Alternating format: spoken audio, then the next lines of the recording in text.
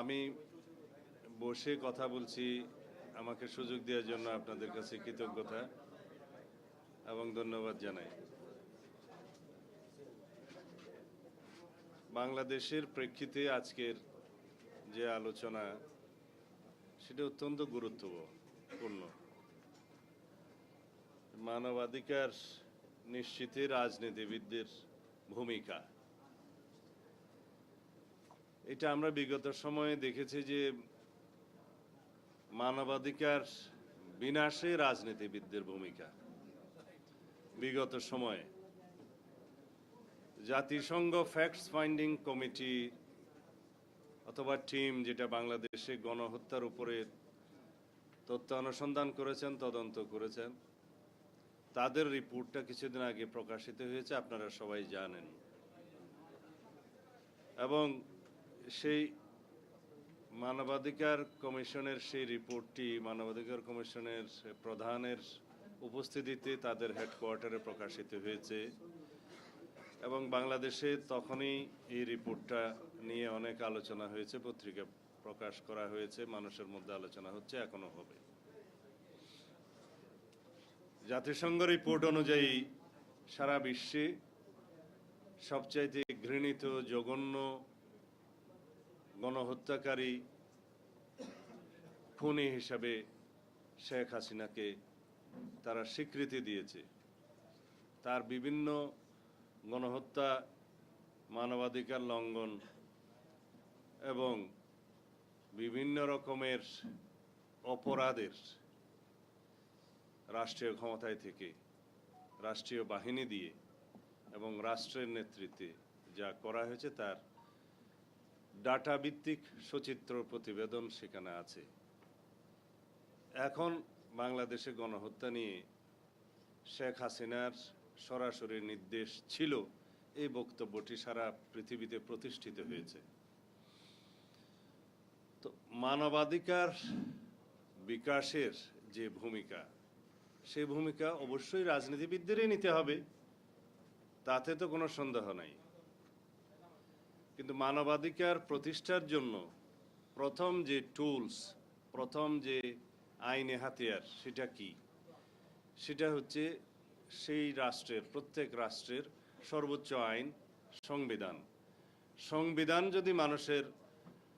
সংবিধানে যদি মানুষের মানবাধিকার এবং মৌলিকাধিকারগুলো খুব শক্তিশালীভাবে বিবৃত থাকে এবং তা প্রয়োগের জন্য সংবিধানের ভিত্তিতে আইন প্রণীত হয় এবং সেই আইন প্রয়োগের জন্য যদি স্বাধীন সংস্থা বা স্বায়ত্তশাসিত সংস্থা বা এমন কোনো সংস্থা থাকে যার উপরে সরাসরি প্রশাসন বিভাগের কোনো কর্তৃত্ব থাকবে না, তখনই মানবাধিকারগুলো নিশ্চিতভাবে বাস্তবায়িত হয়।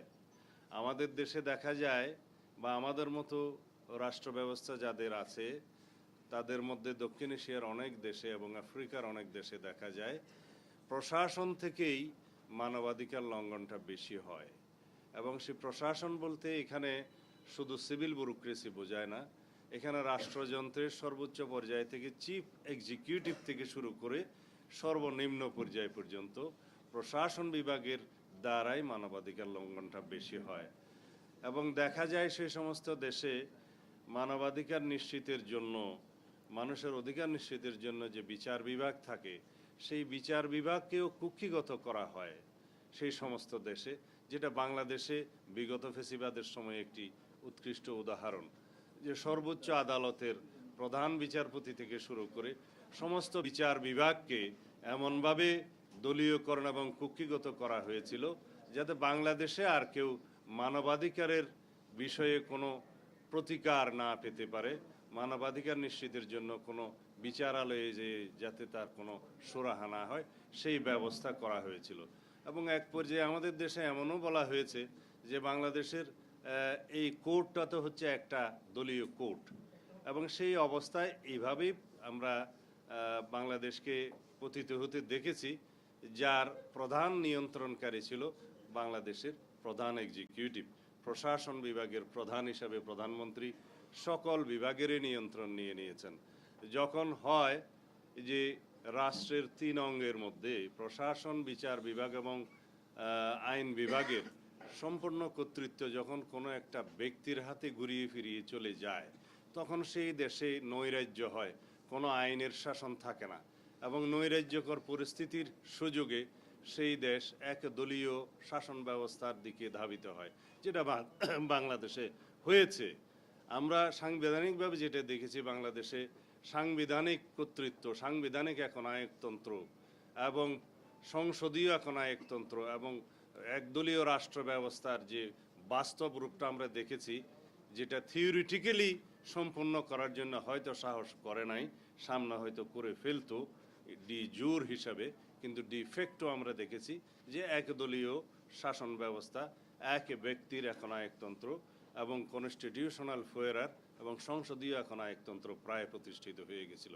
তার কারণ ছিল যে সাংবিধানিকভাবে তাকে সেই ক্ষমতাটা দেয়া হয়েছে একটি অসাংবিধানিক সংশোধনের মধ্য দিয়ে, যেটা ছিল পঞ্চদশ সংশোধনী যার নাম, এবং সেটা ইতিমধ্যে প্রায় বাতিল হয়ে গিয়েছে। অনেকগুলো বিধান বাকিগুলো সংসদের উপরে ছেড়ে দিয়েছে বিচার বিভাগ।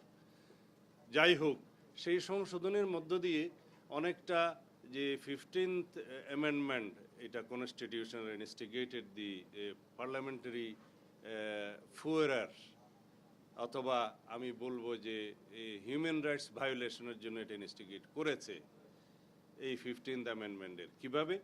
কারণ যে অ্যামেন্ডমেন্টের মাধ্যমে প্রতিষ্ঠিত হয়ে গেল যে চাইলে সরকার প্রধান তার রাষ্ট্রীয় ক্ষমতায় থেকে যেভাবে খুশি নির্বাচন করে এবং নামমাত্র নির্বাচন করে, নির্বাচনের নাটক করে রাষ্ট্র ক্ষমতা তার ইচ্ছা মতো দীর্ঘায়িত করতে পারবে, সেই জায়গায় তখন হিউম্যান রাইটস রক্ষণাবেক্ষণের জন্য তার কোনো আর বাধ্যকতা থাকে না। পলিটিক্যাল ওয়ার্কার্স থেকে শুরু করে, সাংবাদিক থেকে শুরু করে, রাষ্ট্রের সমস্ত শ্রেণী পেশার মানুষ যাকেই রাষ্ট্র মনে করবে তার হুমকি হিসাবে, এখানে আমি রাষ্ট্র শব্দটা ব্যবহার করছি এই কারণে, কারণ তখন একনায়ক রাষ্ট্রকে তার নিজের মনে করেছে, সরকারের প্রধান হয়ে সে রাষ্ট্রকে নিজের মনে করেছে, ব্যক্তিগত সম্পত্তির মতো মনে করেছে। সেই জন্য রাষ্ট্র যখন তার কোনো প্রজাকে বা তার কোনো সিটিজেনকে যখন হুমকি মনে করে, তখন তাকেই যেভাবেই হোক দমনের জন্য হিউম্যান রাইটস ভায়োলেশন করে। এবং সেই হিউম্যান রাইটস ভায়োলেশনের মাত্রা কোন পর্যায়ে বাংলাদেশে গিয়েছিল সেটা জাতিসংঘ এই রিপোর্টটা আপনারা স্টাডি করলে দেখবেন যে এমন কোনো জঘন্য মানবাধিকার ভায়োলেশনের তরিকা বাদ ছিল না যেই তরিকাটা তারা গ্রহণ করে নাই, বা তারা যেই তরিকা কি বলে যে অনুশীলন করে নাই। আপনারা শুধু আয়নাগরের কথা শুনেছেন বা আমাদের মুখে আমাদেরকে গুম করার কাহিনী শুনেছেন, ইতিহাস শুনেছেন। যারা মৃত্যুবরণ করেছে তারা তো বক্তব্য দেওয়ার কোনো সুযোগ নেই। যারা আয়নাগরে থেকে উদ্ধার হয়েছে তারা হয়তো ভিজিট করেছে, কথা বলছে বা আমরা কথা বলছি, কিন্তু যাদের কোনো হদিশ পাওয়া যায়নি তারা তো কথা বলতে পারছে না। আপনারা হয়তো আন্দাজ করে নিতে পারেন বা বিভিন্ন রকমের হয়তো আপনারা শুনেছেন বিভিন্ন রকমের বয়ান যে কাকে কিভাবে হত্যা করা হয়ে থাকতে পারে, বাট এক্স্যাক্টলি সিনারিওটা আমরা দেখি নাই। কিন্তু যা শুনেছি তার যদি কিছুমাত্র সত্যি হয়, তাহলে বাংলাদেশের মতো এরকম বর্বর জঘন্যতম হত্যাকাণ্ড, বিচার বহির্ভূত হত্যাকাণ্ড, গুম খুনের ইতিহাস হয়তো আফ্রিকার জঙ্গলেও কোনোদিন হয় নাই। সেই রকম একজন স্বৈর শাসক এবং সেই রকম একজন ফ্যাসিস্ট গণহত্যাকারী আওয়ামী প্রধান শেখ হাসিনাকে এখনো আমরা অনুশোচনা করতে দেখিনি। আওয়ামী লীগের কোনো নেতাকর্মীকে এখনো পর্যন্ত গণহত্যার দায় স্বীকার করে, অনুশোচনা করে, ক্ষমা চেয়ে তারপরে বাংলাদেশের রাজনীতি করবো এই কথা বলতে শুনিনি। এটা ভাবতে অবাক লাগে। উল্টো তাদের বক্তব্য শুনলে মনে হয় বাংলাদেশের সাধারণ গণ অভ্যুত্থানে অংশগ্রহণকারী সাধারণ নাগরিকরাই যেন অপরাধ করেছে। এই অবস্থা থেকে আমাদের মুক্তি পাওয়ার জন্য সম্পূর্ণ একটি রাজনৈতিক সংস্কৃতি পাল্টাতে হবে। যে রাজনৈতিক সংস্কৃতি হবে বাংলাদেশের মানুষ সানন্দে গ্রহণ করবে ফেসিবাদের বিরুদ্ধে, অগণতান্ত্রিক প্রক্রিয়ার বিরুদ্ধে যে কোনো রকমের রাজনৈতিক সংস্কৃতির বিরুদ্ধে যাতে সকল মানুষ আপন করে নিতে পারে সেরকম রাজনৈতিক সংস্কৃতি আমাদের চালু করতে হবে, চর্চা করতে হবে। এবং ফ্যাসিবাদ বিরোধী জাতীয় ঐক্যকে সামনে নিয়ে ঊর্ধ্বে তুলে ধরে আমরা যদি আমাদের গণতান্ত্রিক রাজনৈতিক সংস্কৃতি বাংলাদেশের মানুষের সামনে উপস্থাপন করতে পারি, তাহলে স্বৈরাচারের কখনো আর উন্মেষ হবে না, উৎপাদন হবে না ফ্যাসিবাদের। সেই জন্য শুধুমাত্র ফ্যাসিবাদকে আমরা পুলিশ দিয়ে যেন রুখে না দাঁড়াই, যে পুলিশ দিয়ে তাদেরকে রাস্তায় রুখবো, সেটা বিষয় নয়। বিষয় হচ্ছে আপনাকে রাজনীতি দিয়ে রাজনীতিকে অপোজ করতে হবে, রাজনৈতিক সংস্কৃতি দিয়ে মানুষের সামনে বিকল্প রাজনৈতিক সংস্কৃতি উপস্থাপন করতে হবে। তাহলে পরে অটোমেটিক এটা স্বয়ংক্রিয়ভাবেই বাংলাদেশ থেকে ফ্যাসিবাদের সমস্ত ঝাড় রুট, সমস্ত শিকড় উপড়ে দেওয়া যাবে। কিন্তু তা যদি না হয়, শুধুমাত্র আমরা গতানুগতিক রাজনৈতিক চর্চা করি, যেখানে মানবাধিকার সমুন্নত থাকবে না, যেখানে নিশ্চয়তা থাকবে না আমাদের মৌলিক মানবাধিকারের, সেই রাজনীতি দিয়ে বাংলাদেশের মুক্তি আসবে না। সেই জন্য আমরা সংবিধানের এমন সব সংশোধনী প্রস্তাবনা এনেছি আমাদের মানবাধিকার সেকশনে এবং হিউম্যান রাইটস সেকশন সহ ফান্ডামেন্টাল মৌলিক মানবাধিকার সেকশনগুলো প্রায় একই রকম উচ্চারণ করতে, যে আমাদের যেগুলো মানবাধিকার সেগুলো অবশ্যই মানুষের মৌলিক অধিকার, আর যেগুলো মৌলিক অধিকার তার মধ্যে অধিকাংশই এখন মানবাধিকার হিসেবে স্বীকৃতি পাচ্ছে। যেমন ইন্টারনেট সেবা, আমি আমার বন্ধুর সাথে আলাপ করছিলাম যে ইন্টারনেট সেবাটা কিভাবে রাইট টু ইনফরমেশনটা মানবাধিকারে রূপান্তরিত হবে বা হয়েছে, সেটা গুরুত্ব কি। তো উনি বললেন যে রাইট টু ইনফরমেশনটা যদি শিওর করা না যায়, তাহলে মানুষের যে কোনো অধিকারের বক্তব্যটা তো কমিউনিকেট হবে না। সেই জন্য এটি ইটস ওয়ান কাইন্ড অফ মানবাধিকার বলা যায়, রাইট টু ইনফরমেশন এবং আমাদের যে তথ্য পাওয়ার বা নেট পাওয়ার অধিকার, এগুলা এইভাবে বর্তমান সময়ে ভোটাধিকার নিশ্চিত করাটাও আমাদের মানব অধিকার এবং মৌলিক অধিকারের অন্যতম, যেটা আমাদের মাঝখান থেকে হারিয়ে গিয়েছিল বিগত সময়ে। তো সুতরাং মানবাধিকারের বিভিন্ন ক্লাসিফিকেশন বা বিভিন্ন রকমের ধরন বা বিভিন্ন রকমের ইনক্লুশন হবে, সময়ের প্রেক্ষিতে বাড়বে। এবং মৌলিক অধিকারের অবস্থাও একই হবে, যে মৌলিক অধিকার মানুষের আগে 5টা ছিল, সামনে 6টা হবে, 7টা হবে, এরকম বাড়তে থাকবে। সমাজের বিবর্তনের মধ্য দিয়ে মৌলিক অধিকার এবং মানবাধিকার এগুলো বাড়তে থাকবে। বাট এগুলো এনশিওর করবে কে, সেই আলোচনায় আজকে হচ্ছে।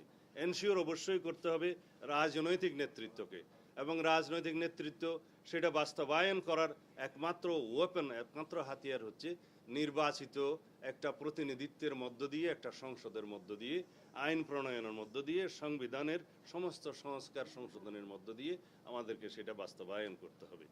এবং আমাদের সেই সার্বভৌমত্বের প্রকাশটা হয় জাতীয় সংসদে, এবং সেই সার্বভৌমত্বের প্রকাশ ঘটানোর জন্য জনগণ নির্বাচিত প্রতিনিধি নির্বাচন করে। কারণ জনগণই হচ্ছে একমাত্র গোড়ায় সার্বভৌম ক্ষমতার অধিকারী এবং রাষ্ট্রের মালিক। তো সুতরাং আমরা সেই সার্বভৌমত্বের কথা বলি, আমরা সেই নির্বাচিত প্রতিনিধিত্বের কথা বলি, আমরা সেই সার্বভৌম সংসদে আমাদের সেই সমস্ত আইন এবং সংবিধান সংস্কারের কথা বলি, যা আমাদের মৌলিক অধিকার এবং মানবাধিকারকে নিশ্চিত করবে। তা আমি আহ্বান জানাবো আমাদের সকল রাজনৈতিক গণতান্ত্রিক শক্তিকে, সকল সামাজিক শক্তিকে এবং বাংলাদেশের সকল সচেতন নাগরিকদেরকে, যাতে আমরা এই বিষয়ে ঐক্যবদ্ধ হই এবং এই বিষয়ে সোচ্চার হই, এবং এই বিষয়টা আমরা জাতির সামনে বলতেই থাকি যে আপনারা গণতান্ত্রিক রাজনৈতিক সরকার প্রতিষ্ঠার জন্য, আমাদের প্রতিনিধিত্বশীল জাতীয় সংসদ প্রতিষ্ঠার জন্য যত দ্রুত সম্ভব গণতান্ত্রিক প্রক্রিয়াকে ত্বরান্বিত করুন। এবং সেই দায়িত্ব বর্তমানে বাংলাদেশের মানুষ গণ অভ্যুত্থানের মধ্য দিয়ে, অন্তর্বর্তীকালীন সরকারের প্রতিষ্ঠার মধ্য দিয়ে তাদের উপরে ন্যস্ত করেছে। এবং আমরা এখন যদিও ইনিয়ে বিনিয়ে তাদের পক্ষ থেকে আশ্বস্ত হয়েছি যে তারা ডিসেম্বরের মধ্যে জাতীয় সংসদ নির্বাচনের জন্য তাদের সমস্ত কর্মকাণ্ড সাজাচ্ছেন, কিন্তু সেই কর্মকাণ্ডগুলো প্রকাশিত নয়। সেই কর্মকাণ্ডগুলো জনসমক্ষে প্রকাশিত এবং দৃশ্যমান হতে হবে যে আমরা আসলেই সেদিকে যাচ্ছি কি না।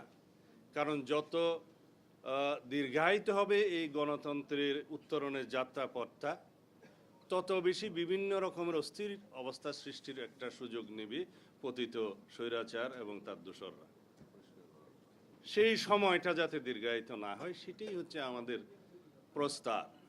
এখন অনেকেই বলে, আমি বিভিন্ন পত্রিকার বিভিন্ন রিপোর্টে, সোশ্যাল মিডিয়াতে পত্রিকা দেখি, এই যে ওনারা শুধু নির্বাচন করছেন এবং সংস্কার ছাড়া নির্বাচন। সংস্কার তো আমরা চাই, আমরাই সবচাইতে আগে সংস্কার প্রস্তাব দিয়েছি।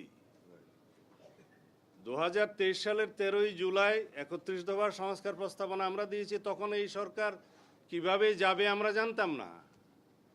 আমরা প্রস্তাব দিয়েছি ফ্যাসিবাদের পতনের পরে আমরা যারা ফ্যাসিবাদ বিরোধী সংগ্রামে লিপ্ত আছি, ফ্যাসিবাদ বিরোধী গণতান্ত্রিক সংগ্রামে আমরা যদি জয়ী হই, তাহলে আমরা সবাইকে নিয়ে সেই সংস্কার প্রস্তাবগুলো বাস্তবায়ন করব। একটি সমৃদ্ধ গণতান্ত্রিক রাষ্ট্র বিনির্মাণের জন্য সমস্ত রাষ্ট্রীয় কাঠামোগুলোকে আমরা গণতান্ত্রিক সংস্কার করব। তো সুতরাং আমাদেরকে যদি বলা হয় যে সংস্কার শেষ করে আপনারা নির্বাচনে আসবেন, সংস্কারের প্রধানতম প্রস্তাবক তো বিএনপি।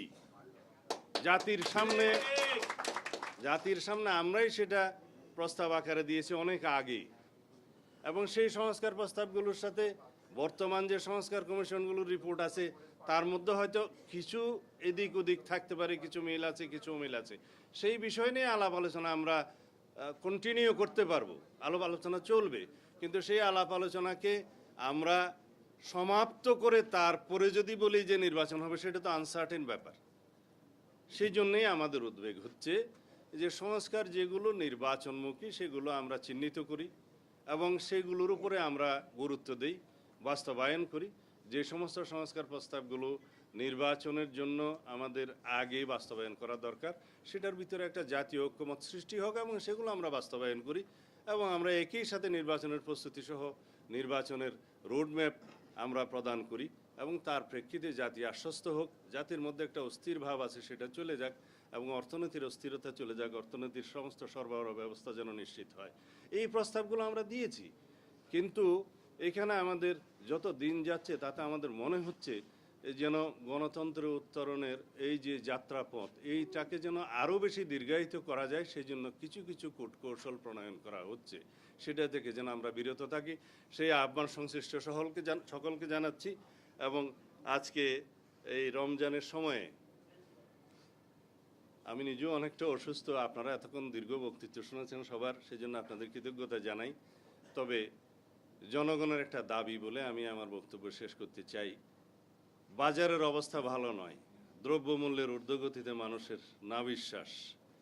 আমরা যদি শুধু বিভিন্ন রাজনৈতিক তত্ত্ব ঘাঁটি আর মানুষের পেটে যদি ভাত না থাকে, দ্রব্যমূল্যের ক্রয় ক্ষমতা যদি তাদের না থাকে এবং তাদের আয়ের সাথে যদি তাদের ক্রয় ক্ষমতার কোনো সঙ্গতি না থাকে, পারচেজিং ক্যাপাসিটি কমতে তলানিতে যায়, তাহলে মানুষ সরকারের সমস্ত ভালো কর্মকাণ্ডকেও কিন্তু তারা সমালোচনা করবে, এটাই নিয়ম। তা আমি আশা করব সমস্ত উপদেষ্টা মণ্ডলী, মাননীয় প্রধান উপদেষ্টা, আপনারা রমজানে গরিব মানুষের দিকে লক্ষ্য রাখুন, যাতে বাজারের পরিস্থিতি এমন হয় যে গরিব মানুষ অন্তত তাদের ক্রয় ক্ষমতার মধ্যে, ক্রয় সাধ্যের মধ্যে যাতে তারা নিত্য প্রয়োজনীয় দ্রব্যগুলো পায়, সেই জন্য বাজারের সরবরাহ পরিস্থিতি এবং দ্রব্যমূল্য পরিস্থিতি উন্নয়নের চেষ্টা করুন। অন্যথায় আপনাদের যে কোনো ভালো পদক্ষেপকেও তারা সমালোচনা করবে, এটাই স্বাভাবিক। সুতরাং জনগণ চেয়েছিল যাতে তারা স্বস্তিতে তারা সংসার নিয়ে থাকতে পারে, যাতে তারা অন্তত ক্রয় সীমার মধ্যে তাদের দ্রব্য মূল্য থাকে। তো সুতরাং এই দুইটা যদি না থাকে, তাহলে তারা আগেকার সরকারের সাথে আপনাদেরকে তুলনা করতে শিখবে এবং সেটা আমরা চাই না। আমরা সর্বতোভাবে আপনাদেরকে সহযোগিতা করছি, আমাদের সহযোগিতা এই সরকারের সাথে সব সময় থাকবে, আমাদের সহযোগিতা অব্যাহত থাকবে। কিন্তু আপনারা সাধারণ জনগণের এই দ্রব্যমূল্য পরিস্থিতির যাতে তাদের ক্রয়সীমার মধ্যেই থাকে সেই ব্যবস্থা করুন, এই আহ্বান জানিয়ে আমি আমার বক্তব্য শেষ করছি। খোদা হাফেজ। বাংলাদেশ জিন্দাবাদ।